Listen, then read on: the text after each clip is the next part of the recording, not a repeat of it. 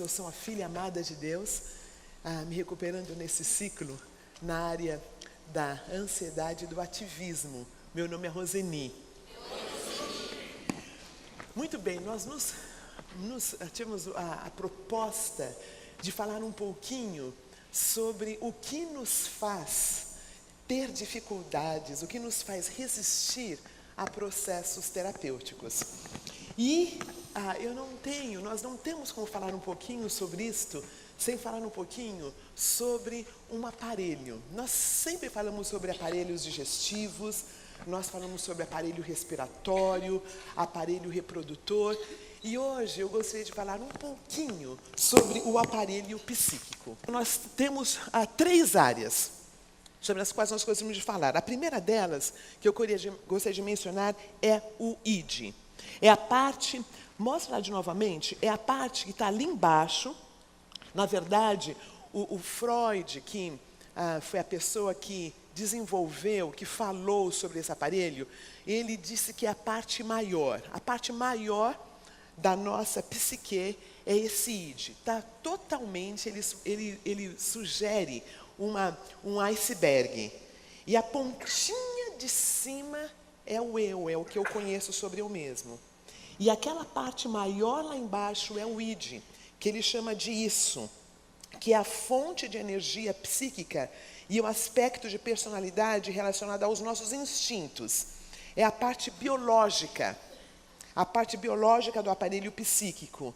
E é regido pelo princípio do prazer. E é totalmente inconsciente. Nós não temos noção de uma maneira direta sobre esse isso, sobre esse id. Na parte do lado, nós temos o que foi representado nessa figura sobre o superego. O superego é a parte que é desenvolvida, é a última parte a ser desenvolvida da nossa personalidade. É a parte que tem a ver com a moral, que tem a ver com a internalização de valores e padrões que eu recebo dos pais, da sociedade, professores da escola dominical. É o componente social. Ali estão todas as normas e princípios morais do grupo social a que nós pertencemos. E parte dele é inconsciente. Nós confundimos muito pessoas boas com pessoas que têm o superego bem desenvolvido. O religioso, no Novo Testamento, ele tinha um superego muito desenvolvido. Ele sabia muito bem o que faz, o que não faz, o que deve ser feito, o que não deve ser feito. É um conjunto de normas que nos ajuda no mesmo processo civilizatório.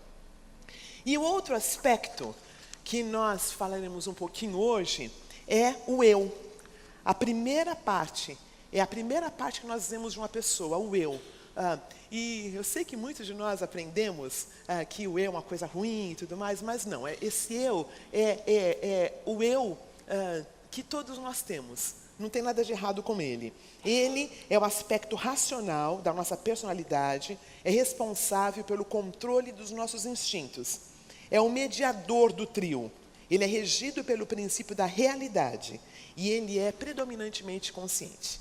Então, essas três áreas. O nosso aparelho psíquico, ele é baseado nessas três áreas. No isso, ou no id, que é totalmente inconsciente, tem a ver com os meus instintos. No superego, que foi desenvolvido a partir dos 5 anos até os 5 aninhos, que tem a ver com os valores. Nós ensinamos para a criança que ela não deve falar com a boca cheia. Nós ensinamos para a criança que ela não pode espirrar no prato. Aquelas coisinhas que nós vamos aprendendo ao longo de nossa vida. E o eu, que é o aspecto mais conhecido de nós mesmos. É interessante, queridos, quando isso foi proposto, no finzinho do século passado, causou um grande escândalo. Porque o que foi proposto é que o que eu sei sobre eu mesmo é uma parte muito pequena de quem realmente sou. Que o que realmente sou está inconsciente.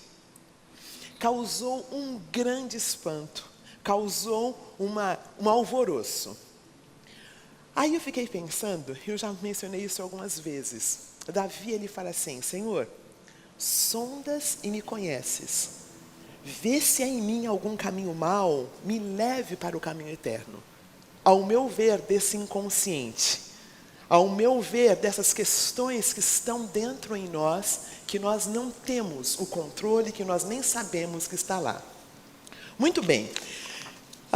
Aí tem uma outra foto muito legal, que fala um pouquinho dessa luta, dessas três áreas.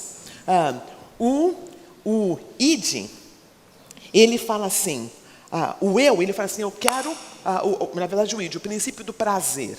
Ele fala assim, eu quero isso agora. Esse é o id, ele que manda, ele não conhece o id, ele não conhece nada que traga tristeza ou realidade. Ele quer o que ele quer, na hora que ele quer.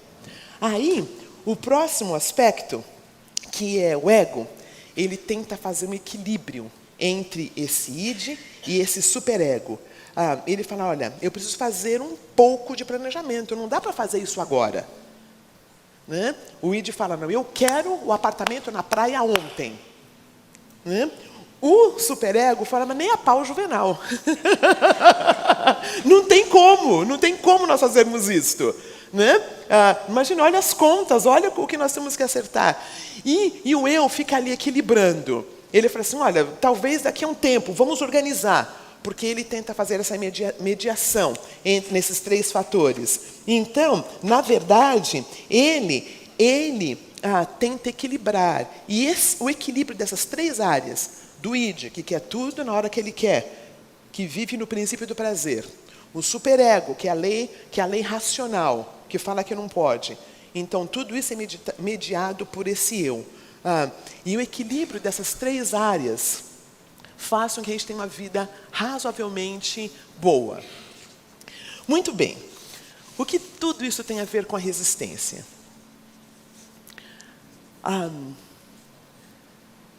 Existe algo muito especial nesse aparelho psíquico. Existe uma linha que nós chamamos de recalque. Nós sempre entendemos o recalque como uma coisa ruim, né? Aquele cara recalcado, aquela mulher recalcada. Mas, na verdade, dentro da psicanálise, o recalque é algo muito importante. Todas as experiências difíceis que nós temos, todas as experiências traumáticas que nós temos, existe algo muito belo que acontece. Existe o reservatório do inconsciente, do id. Nós colocamos tudo lá dentro. E é como se nós tivéssemos esquecido. Aparentemente, nós esquecemos do que aconteceu. Só que não. Cada lembrança desprazerosa, cada dor pela qual nós passamos, está no reservatório do inconsciente. Nós não temos por muito tempo acesso a essas coisas que estão lá. Nós recalcamos estas experiências, porque como nós viveríamos se nós lembrássemos de todas as experiências desprazerosas? Como nós viveríamos se nós lembrássemos de todos os traumas pelos quais nós passamos? Então, recalque é esta linha que divide o consciente do inconsciente. Então, todas as coisas, essas dores, são armazenadas lá dentro. Além desse processo do recalcamento, existe uma outra proteção para que a gente não sinta dor, que é exatamente o processo que está aqui, da resistência. Nós não só recalcamos, colocamos bem longe de nós, mas nós também resistimos. Então, o que acontece no processo psicanalítico, ou no processo no qual nós vamos ao nosso terapeuta? Lá na análise, lá no processo, lá no psicólogo, a ideia é trazer esse inconsciente para a nossa consciência. A ideia é nós conseguirmos lidar com aquelas questões que nós recalcamos e trazê-la à consciência. Então, vamos dizer que eu estou nesse processo terapêutico. Vamos dizer que eu chegue num processo terapêutico, eu chego para o psicólogo, e a razão que eu chego lá é que eu tenho muita dificuldade para descansar. Eu sou uma pessoa muito ansiosa. Então, eu vou procurar a ajuda de um psicólogo ou de um psicanalista. E esta questão que eu estou trazendo do meu ego, certo? Não é mesmo? A demanda que eu tenho é de alguma coisa que está acontecendo no meu dia a dia. Só que a resposta disto está muito, muito além da minha consciência. Então, eu chego, se eu estou no psicanalista, eu deito no divã e eu começo a falar, e tem alguns momentos que eu paro. E tem alguns momentos que eu não consigo verbalizar e eu vou para um outro assunto. Aí, o psicólogo faz uma pergunta: você já foi abusado alguma vez? Aí eu mudo de assunto. Eu saio pela tangente. Você lembra de alguma situação em que você foi tocada de um jeito inapropriado? E eu também, eu fico tensa. Alguma coisa acontece. Aí acontece na próxima semana, eu não consigo ir para análise. Acontece alguma coisa, eu não consigo ir para análise. Aí, dali a pouco, eu tenho que trabalhar no horário da análise, então não consigo mais ir para análise. Dá para entender o que está acontecendo? A resistência. Se for no Celebrando, é assim. Eu vou no grupo de traumas e feridas emocionais, eu chego e eu ouço algumas das partilhas, e eu falo, acho que não tem nada a ver comigo esse grupo, não. Aí eu mudo de grupo. Mas é alguma coisa, depois de um tempo, eu falo, acho que eu queria voltar para aquele grupo de traumas e feridas emocionais. Aí eu caminho um pouquinho, aí eu não gosto mais do grupo. Aí tem uma hora que eu vou no grupo e eu fico. E eventualmente, a seu tempo, eu vou lidar com aquele abuso que eu passei. Mas este incidente está recalcado, está no meu inconsciente. Quando alguma coisa está recalcada, eu não tenho palavras. Muitas vezes aconteceu antes de eu falar. Eu tenho uma situação interessante.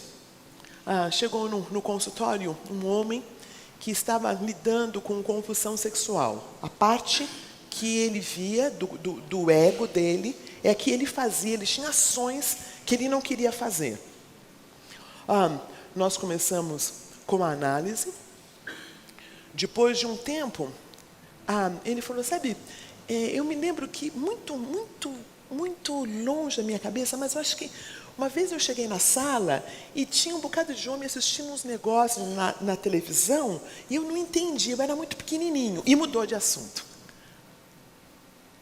Parou de vir por um tempo, depois acho que a dor de não lidar com isso era maior, ele voltou, e ele conseguiu lembrar o fato de que realmente, numa idade muito,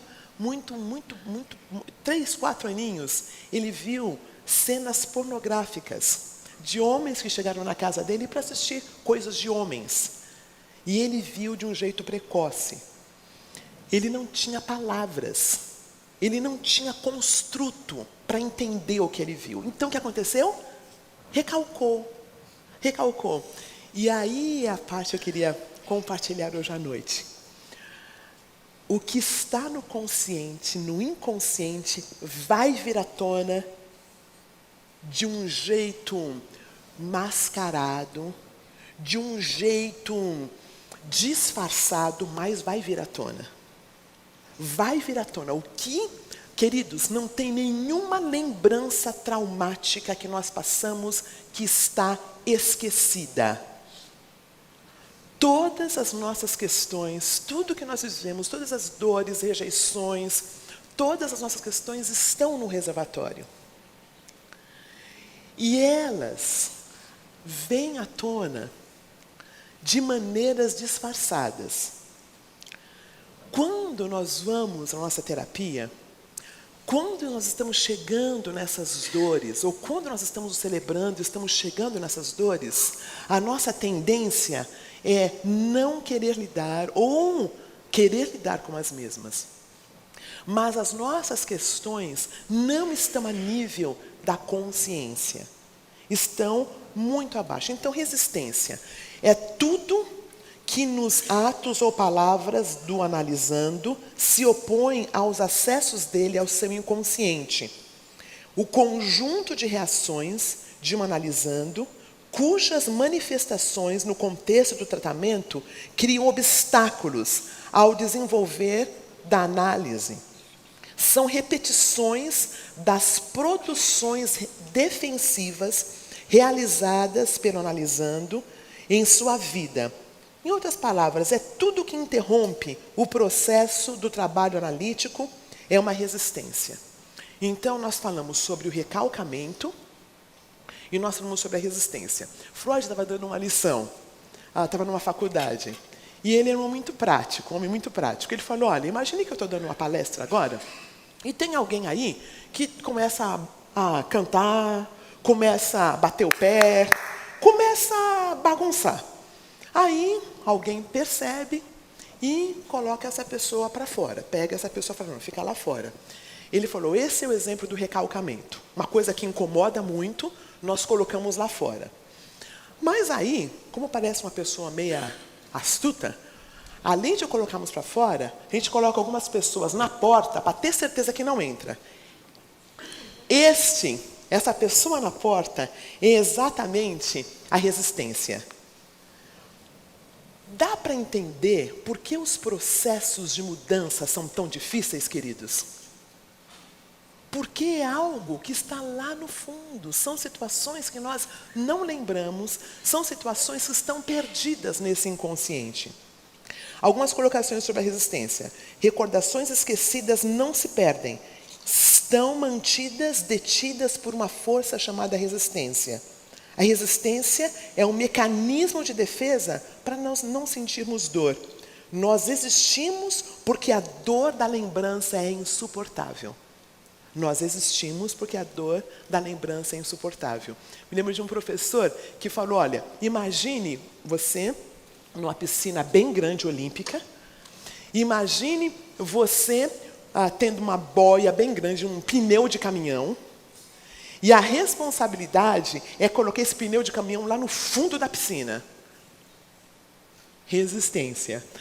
Essas coisas pelas quais nós lidamos, pelas quais nós passamos a nossa infância, a nossa vida, elas querem vir à tona. Elas querem vir à tona. Mas nós temos o recalcamento para baixar essas coisas lá embaixo. Nós temos a resistência para que essas coisas não venham. Mudanças em nossas vidas são verdadeiros milagres, concordam? Não acontece assim, ao acaso. É algo que tem que ser pontual, é algo que tem que tá doendo demais para eu querer trabalhar. Recalcamento, eu já falei, é um mecanismo mental da defesa contra a ideia que está incompatível com quem eu acho que sou. É a instância que divide o consciente do inconsciente e são traços de memória, representações traumáticas que ficam guardados no inconsciente. Nós recalcamos para nos proteger da dor. No próximo, tem um desenho que eu queria que vocês vissem. Por gentileza, passa o próximo. É uma linha, nós já vimos isso, mas o próximo. Esse recalcado, como eu disse, ele volta. Nós chamamos o retorno do recalcado. E ele volta de tal forma que nós não reconhecemos muito bem. Eu sei um exemplo muito lindo de uma pessoa que caminhou no nosso Celebrando, nós nos falamos sobre a situação já faz um pouquinho de tempo. Mas ela chegou e ela falava muito de um pai que ela amava muito. Ela amava muito esse pai. Esse pai tinha falecido, esse pai tinha sido um dependente químico, esse pai tinha tinha destruído a família, porque ele foi para a casa de recuperação e tinham que pegá-lo na casa de recuperação e foi um transtorno para a família. Mas ela ia, jovenzinha, ela quem fazia caminhadinhas com ele. Então ela fala com muito amor desse pai. Mas ao longo da nossa caminhada, nós descobrimos algo muito interessante. Ela odiava tudo quanto era homem. O único que prestava era o pai dela. Inclusive o marido não prestava. Dá para entender o que ela fez? Retorno do recalcado. Ela odeia esse pai. Mas ela não tem como falar que ela odeia esse pai. Então ela odeia todos os outros homens. Retorno do recalcado. Uma outra situação, essa no consultório de uma pessoa que chegou jovem, e ela veio, a tristeza dela era uma pessoa que ela tinha conhecido no ano anterior, que ela tinha se envolvido e iam casar. Foi um ano de 2 anos, na verdade, de um relacionamento muito profundo, muito bom. E o que aconteceu? Depois de 2 anos, não deu certo. E a dor que ela sentia a paralisava. Era uma pessoa formada, era uma profissão muito boa, vivia bem, e ela não entendia como aquela situação tinha desestabilizado tanto. Ao longo do tratamento, ela falou eu falei, me fala um pouquinho sobre sua família. Ela falou, olha, eu tenho uma mãe querida, eu tenho um pai que eu não conheci. Eu falei, não conheceu? Não, eu tinha por volta de 6, 7 anos quando ele morreu, e pelo que a minha mãe disse, era um péssimo pai. Era um péssimo pai, era um péssimo marido. Então não conheço, não tem nada sobre ele. Ao longo do processo, eu falei, você lembra do rosto dele? Ah, não. Eu falei, tem fotos? Ah, tem, mas eu não quero ver foto do meu pai. Imagina. Percebe? A resistência foi diminuindo um pouquinho, até que ela teve coragem de ver umas fotos. Adivinha? A cara do pai era a cara de quem? Daquele rapaz. Nada que é enterrado vivo morre. As dores, as questões, elas estão vivas e elas voltam, como fragmentos, à volta do recalcado. Pode passar o próximo slide, por gentileza? É o conceito que descreve o processo, o mecanismo mediante o qual os conteúdos que foram recalcados, expulsos da consciência, tendem constantemente a reaparecer de maneira distorcida ou deformada. Retornam como sintomas, sonhos, atos falhos, lapsos ou no discurso. Sintomas, é muito interessante. Eu um tempo atrás, em 2005, eu fiquei muito doente. E nesse processo descobriram que era um câncer. E é interessante porque minha mãe tinha morrido de câncer, meu pai tinha morrido de câncer, minha avó tinha morrido de câncer. Eu falei, em nome de Jesus, não quero morrer com esse não. Quebrar isso aí, como assim? E então, fizeram uma cirurgia, tiraram partes do meu corpo. Aí eu fiquei pensando assim, peraí, aconteceu com a minha mãe, aconteceu com meu pai, aconteceu com minha avó. Queria entender melhor isto. E eu descobri, no meu caso, tinha um processo pelo qual eu não sabia muito bem quem eu era. Era a tal da codependência. Eu não sabia. Na minha família, nós somos pessoas que... minha família veio do interior da Bahia, pessoas muito simples. A minha mãe empregada doméstica, e sempre o outro tinha o direito de fazer e falar o que queria. Minha mãe tinha que obedecer. E a mãe dela. Então, na minha experiência, eu descobri que a questão de saber que era filha amada de Deus era muito importante. Foi em 2000 que eu conheci o Celebrando, a doença começou em 2005, e eu comecei a entender e trabalhar essa questão. Porque muitos dos sintomas da minha família era a volta do recalcado. Sintomas é uma das coisas que nós vimos. Nós também sabemos que esse recalcado pode voltar por atos falhos. Eu quero falar uma coisa, eu falo outra. E também no discurso. Eu queria falar um pouquinho sobre um filme. Só uma figura para nós entendermos de um jeito melhor ainda esse processo de resistência, esse processo de recalcamento. O filme é um filme alemão e, em português, ele foi traduzido O Dia em que Eu Não Nasci.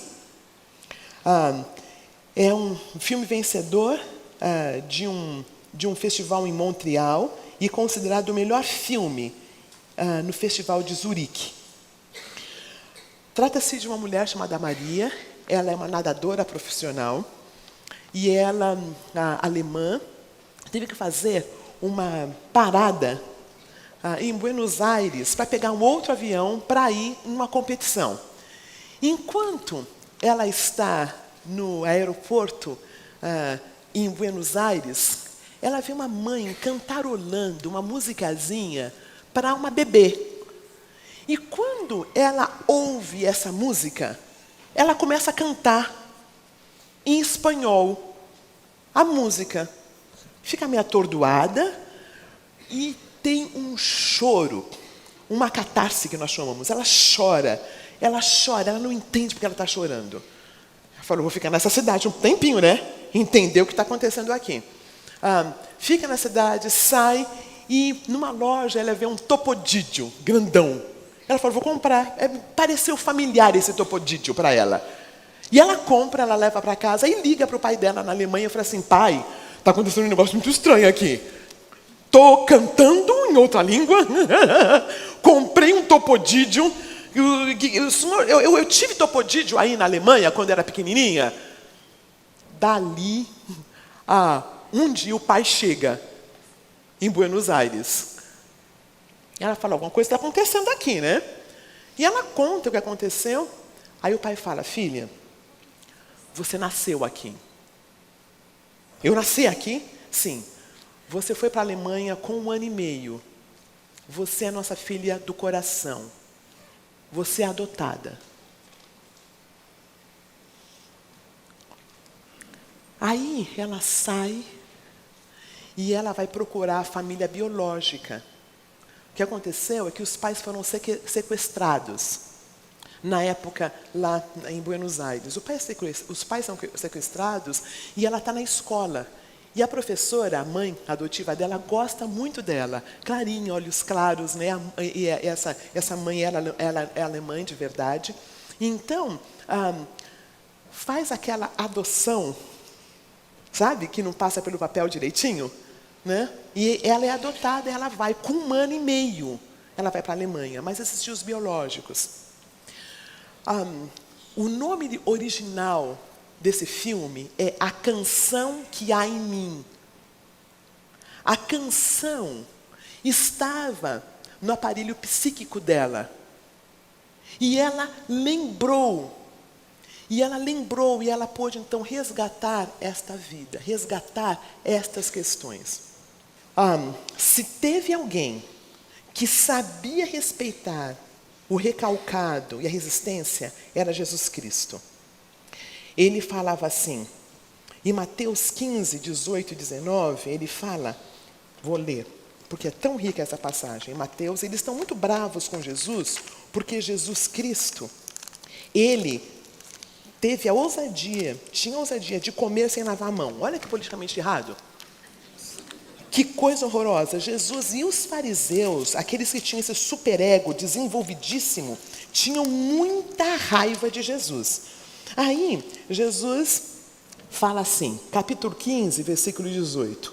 Ele fala assim, mas as coisas que saem da boca vêm do coração, e são estas coisas que tornam o homem impuro, pois do coração saem os maus pensamentos, homicídios, adultérios, as imoralidades sexuais, os roubos, os falsos testemunhos e as calúnias.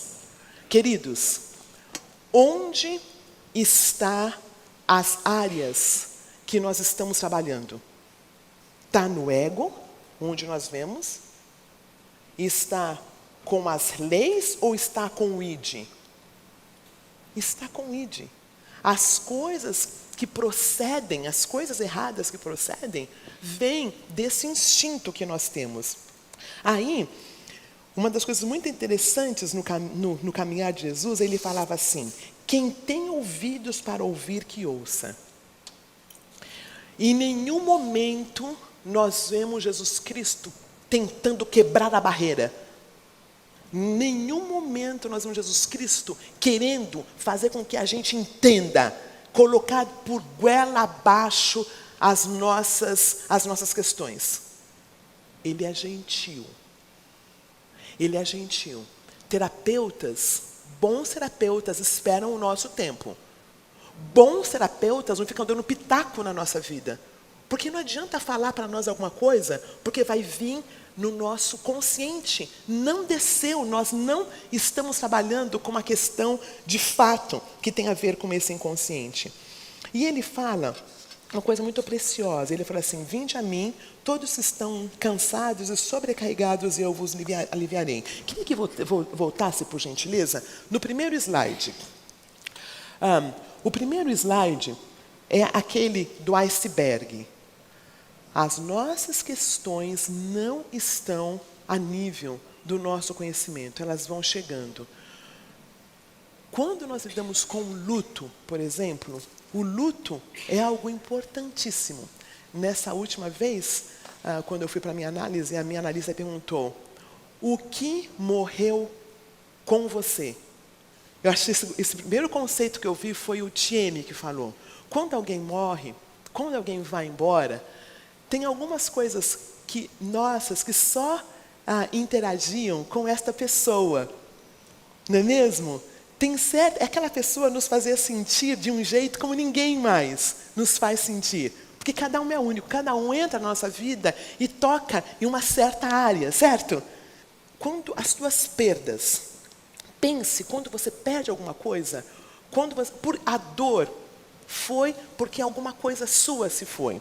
Jesus Cristo, ele fala assim: vinde a mim todos os descansados e sobrecarregados, e eu vos aliviarei. Sabe o que eu pensei que esse alívio é? Entender que as nossas questões não são o tabagismo, comer demais, a compulsão sexual. Isto é só sintoma de alguma coisa que está lá dentro, que nós vamos trabalhar. Em nenhum lugar no Evangelho nós vemos Jesus Cristo forçar a pessoa a mudar. Pedro era um cara que falou assim: não, eu vou construir até o fim. Eu vou caminhar com o Senhor. Jesus falou assim: Pedro, daqui a pouquinho você vai negar que eu sou teu amigo. Você vai falar que você nem me conheceu. Pedro: imagina, de jeito nenhum, Senhor. De jeito nenhum. O que aconteceu?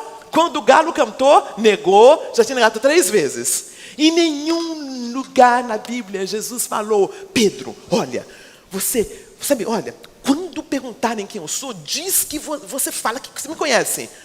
Não amarela não, Pedro. Não amarela, Pedro. Você vai ficar mal depois, vai chorar. Não. Jesus Cristo tinha no grupo gestor dele um ladrão. Olha que legal. No grupo gestor dele tinha um ladrão. Em nenhum lugar Jesus falou assim: Judas, você não está ligado? Eu sei quem você é. Jesus permitia que as coisas acontecessem. Jesus não forçava ninguém. Jesus não dava pitaco na partilha de ninguém, amém?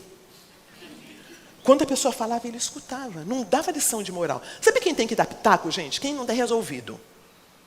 Quando a gente não está resolvido, a gente quer acertar a vida de todo mundo, quer resolver a vida de todo mundo, sabe? Porque a gente não tem vida mesmo, né? Então, a gente pegar a vida do outro, né? Entende? Quando a gente desrespeita o outro, quando a gente quer resolver. Como é que Jesus Cristo, o Filho de Deus, Salvador do mundo, conseguia olhar desde o campo, gente? Conseguia ver as aves do céu. Ia para casamento. Ia para festa. Andava com uma gente meio estranha. Não, o que é interessante não é que ele andava com gente estranha, que a gente estranha gostava dele. Esse era o problema, benção, né?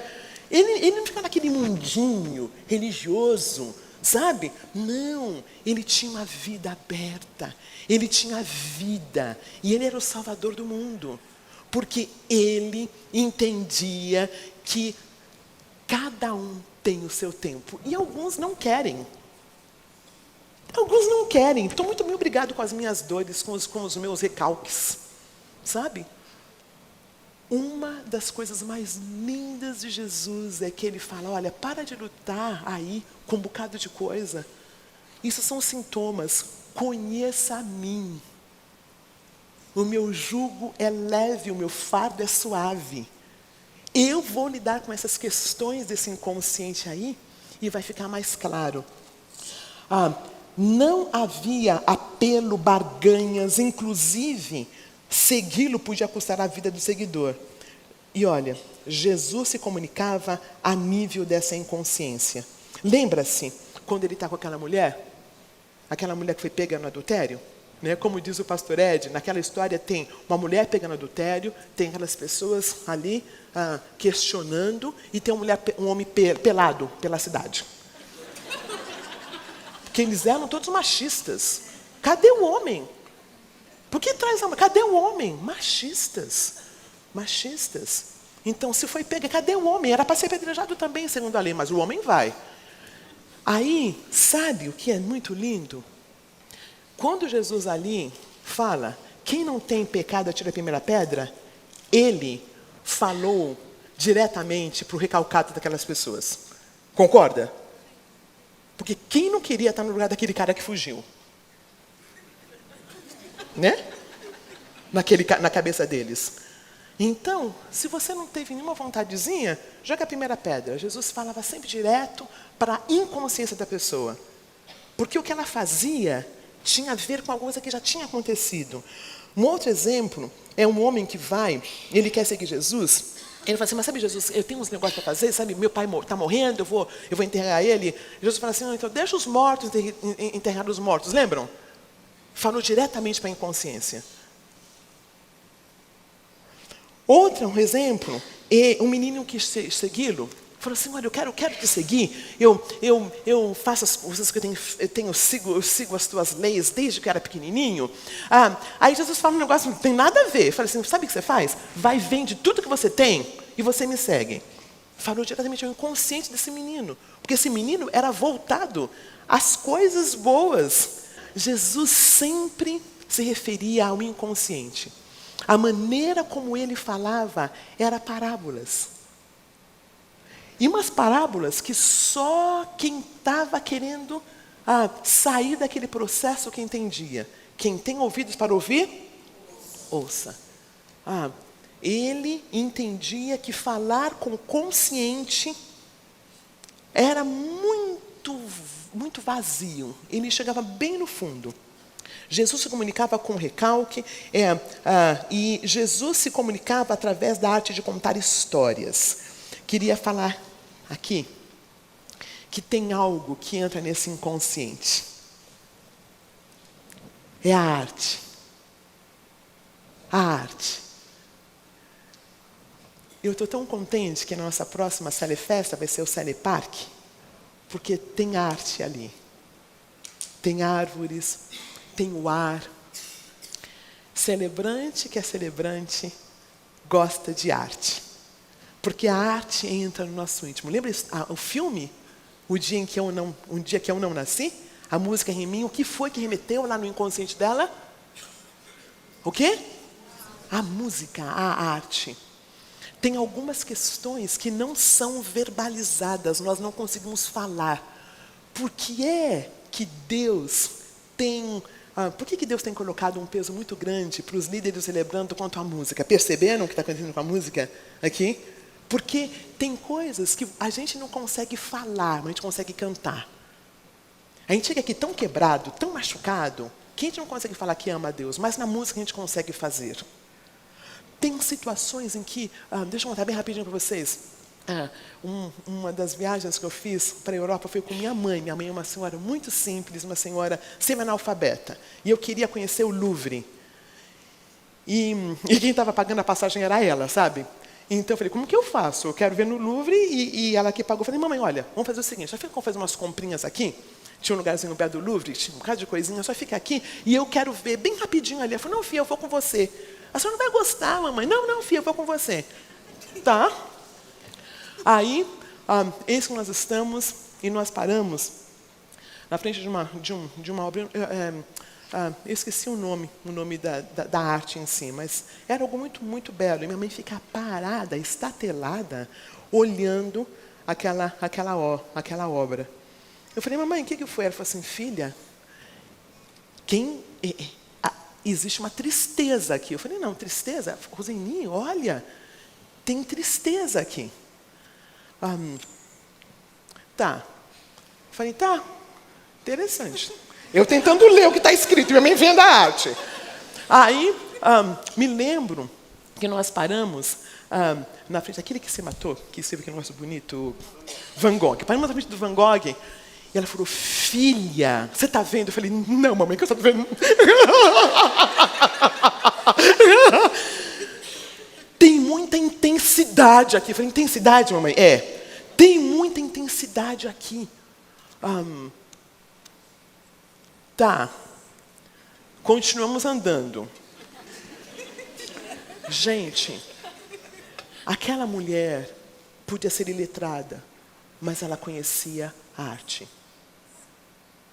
Ela conhecia a arte. Daquele lugar em diante, nós ficamos 3 meses na Europa, e em todos os lugares, nós fomos para todos os museus, e nós ouvimos pelo menos uma sinfonia em cada cidade. Uma mulher que mal sabia escrever, que mal sabia ler. A arte fala, a arte não tem nada a ver com o nosso nível socioeconômico. Aí, o Bruce está aqui, né? Eu também fui para a Europa com o Bruce, é mais rapidinho. Cada um é um. Não tem a ver com o nível socioeconômico e intelectual. Ele tem um mestrado, e eu também tenho um mestrado. E minha mãe é analfabeta.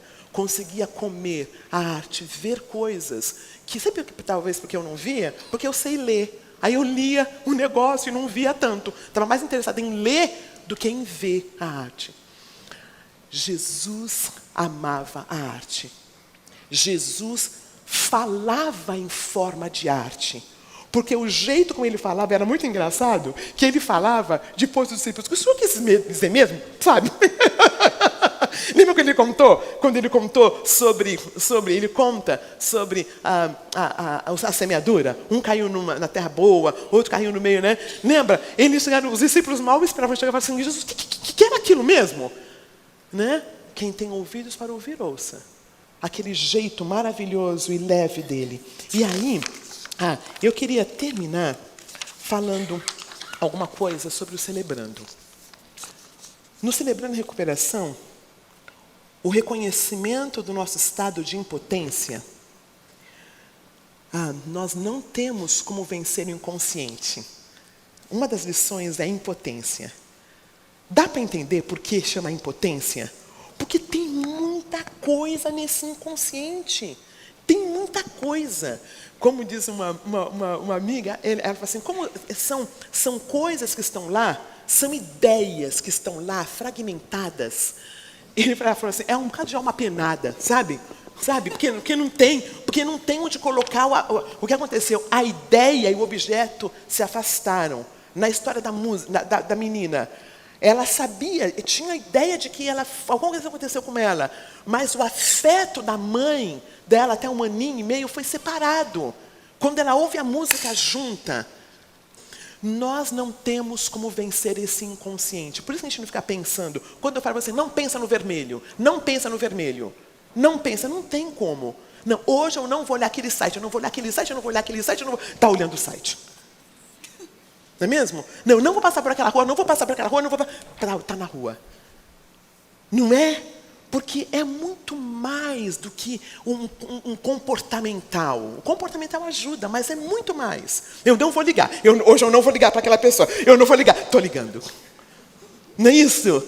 Né? Porque é muito mais do que força. Ou, não vou tomar aquele... Não vou beber. Não vou na festa, mas eu não vou... Bebeu. Por quê? Porque é muito mais. Eu não tenho como lidar com essas questões. Essas questões são um nível que eu não consigo lidar. Então, no Celebrando, é um dia de cada vez. É um trauma de cada vez, certo? É uma área de cada vez. Ali eu falei sobre a cebola. Deus cuida da gente como uma cebola. Ele vai tirando as casquinhas. E Ele não nos trata como uma banana. Banana você tira 3 casquinhas, está peladinha, né? Aquela questão da cebola. Vai tirando uma casquinha, outra casquinha. É um dia de cada vez. Não tem pitaco. A demanda inicial que eu trago para o CR é apenas a demanda do eu. Consciente, é um sintoma. É apenas a ponta do iceberg. O tabaco, dependência química, compulsão sexual, ira, baixa estima, medo, dependência emocional e sexualidade. Dá para perceber que são só sintomas de alguma coisa? E aí, nós chegamos com uma demanda X, depois nós entendemos que o buraco é bem maior, com a medida do tempo. E aí, o que acontece nos nossos grupos, queridos? Eu ouço a partilha do outro. E eu me identifico com a partilha do outro, porque eu me vejo na partilha do outro. E sem nenhum pitaco, eu começo a me perceber. O que acontece muitas vezes, quando a gente vai para muitos programas, eles dizem, a gente quer que eles falam para a gente o que tem que fazer, não é não? A gente fala, então, e agora, o que eu faço? Lembra daquelas igrejas que a gente ia que falava, olha, a bênção do Senhor não está com você, não pode casar com esse, não pode casar com aquele, não pode comprar esse carro, não pode comprar aquele carro. Lembra que tem comunidades assim? Freud dizia que isto é o que acontece com pessoas que não sabem quem são. Né? Porque o outro tem que dizer, aqui nós somos responsáveis pelas nossas decisões. Aqui, ninguém vai dizer para a gente o que fazer, porque nós sabemos. Porque o outro é comportamental, o outro diz, fala isto, aquilo, outro. Então, no Celebrando, nós chegamos com uma demanda, depois entendemos que a questão é muito maior. É muito legal, queridos, porque é assim, nós chegamos com uma demanda para o nosso grupo, e nós falamos sobre aquilo, e aí a gente não fica falando sobre aquilo. Uma das coisas mais lindas que eu vi foi num grupo de dependência química aqui, a pessoa falou, mas a gente não fala de álcool no grupo de dependência química. Eu falei, não, tem muitas outras questões que levam a gente a beber. Olha que legal. Existem muitas outras questões. O grupo da sexualidade, eles não falam de questões da sexualidade. Eu tenho questões sobre a minha sexualidade porque tem muitas outras coisas ali atrás, ali embaixo. O quarto passo, que é o inventário, é a chave que traz luz às áreas de que de fato eu estou trabalhando. O inconsciente vai se tornando consciente. Conclusão. A energia que usamos para recalcar e resistir nossas questões inconscientes são enormes. Conforme nossos conteúdos inconscientes vão se tornando nominados e trazidos à luz, à consciência, nós vamos adquirindo melhor qualidade de vida e de relacionamentos. Basicamente, o que acontece no processo terapêutico, o que acontece no Celebrando? Aquelas questões que não são nominadas, elas vão sendo nominadas. Eu consigo falar sobre elas. No momento que eu falo sobre elas, elas perdem aquele poder sobre mim. E fica mais leve. Por que a gente vai ter o nosso retiro de voluntários? Por que a gente vai ter a Celefesta? Por que a gente tem cafezinho na saída sempre? Para comemorar, para celebrar. A celebração é algo importante, porque cada vez fica mais leve. Cada vez fica mais leve, cada vez eu consigo falar. Cada vez eu consigo comunicar o que está acontecendo. Por isso que chama Celebrando a Recuperação. Por isso que é um lugar leve, porque todos estão em recuperação. Eu queria que nós lêssemos juntos Apocalipse 21:4, para nós terminarmos. Apocalipse, capítulo 21, versículo 4. Vamos ler? Ele enxugará dos seus olhos toda lágrima. Não haverá mais morte, nem tristeza, nem choro, nem dor, pois a antiga ordem já passou. Vai ter um dia, como já teve no começo da vida, que não vai ter mais a linha do recalque, em que todas as coisas vão ser trazidas à luz, e vai haver leveza, Quando isso aconteceu lá no Éden, eles andavam nus e nem sabiam. Existia leveza, existia transparência, existia profundidade. Ele vai enxugar dos nossos olhos todas as lágrimas. As questões, os abusos sexuais que passamos, os abandonos, todas as questões, um dia vai estar limpinho do nosso inconsciente. Um dia não haverá mais choro.